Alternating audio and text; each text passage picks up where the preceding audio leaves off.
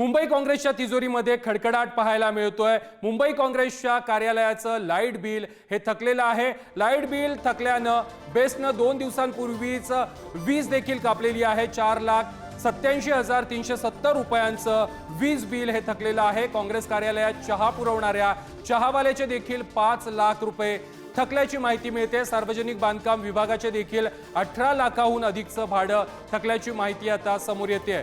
छोट्या कामगारांचे पगार देखील 2 महिन्यांपासून थकलेले आहेत, तर मोठ्या पदावरील कर्मचारी देखील 9 महिन्यांपासून पगाराविनाच काम करतायत। या संदर्भात अधिक माहिती देत आहेत आमचे प्रतिनिधी सुशांत सावंत।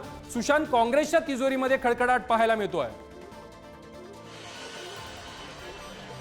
अगदी बरोबर आहे प्रथमेश। ही माहिती आपल्याला काँग्रेसच्या एका वरिष्ठ नेत्याकडूनच मिळाली। मागील काही महिन्यांपासून मुंबई काँग्रेसच्या कार्यालयाचं लाईट बिल जे आहे ते थकलेलं आहे। आपण जर बघितलं असेल तर राहुल गांधी ज्यावेळी मुंबई दौऱ्यावर होते, धारावी दौऱ्यात असताना त्याच दिवशी खरं तर मुंबई काँग्रेसची लाईट जी आहे ती 2 तासासाठी गेली होती।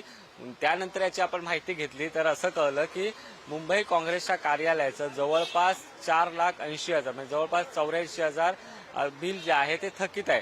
2 तासापूर्वी ही 2 तासासाठी खऱ्या त्या अर्थाने हा मीटर जो आहे तो कापण्यात आला होता, मात्र काही ठराविक रक्कम मुंबई कार्यालयाकडून भरण्यात आली, त्यानंतर पुन्हा एकदा मीटर लावण्यात आला। अर्थात आपण ज्यावेळी माहिती घेतली आणखी कोणत्या कोणत्या विभागाचे खरं तर पैसे थकलेले आहेत, तर आपल्याला असं समजलं की मुंबई काँग्रेस कार्यालयाच्या बाजूलाच एक चहाची टपरी आहे, चहावाला आहे। त्या चहावाल्याचं जवळपास 5 लाखांपेक्षा अधिकचं बिल जे आहे ते अद्याप त्याला मिळालेलं नाही। आपण खरं तर या चहावाल्याशी बोलण्याचा प्रयत्न केला, मात्र तो प्रतिक्रिया देत नाही, कारण अर्थातच काँग्रेस राजकीय यामध्ये मुद्दे उपस्थित होऊ शकतात म्हणून तो प्रतिक्रिया देत नाही। मात्र जी आपण माहिती मिळवली त्यानंतर आपण खरं तर आणखी माहिती मिळवण्याचा प्रयत्न केला, त्यावेळी आपल्याला असं निदर्शनास आलं की पीडब्ल्यूडीचं जे कार्यालय भाड्याने घेतलेलं आहे त्याचं देखील 18 लाखाहून अधिकचं बिल मुंबई काँग्रेस कार्यालयाने अद्याप दिलेलं नाहीये।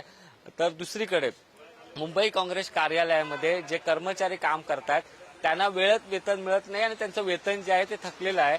यामध्ये जे मोठ्या पगारावरचे कर्मचारी आहेत त्यांचे जवळपास 9 महिन्यांपासूनचं वेतन थकलेलं आहे, तर लहान पगाराचे कर्मचारी आहेत त्यांचं 2 महिन्यांपासून वेतन थकलं आहे। काँग्रेस कार्यालयातील वीज बिलासह कर्मचाऱ्यांचे पगार देखील थकलेले आहेत। काँग्रेसच्या खात्यामध्ये सध्या खडखडाट पाहायला मिळतोय।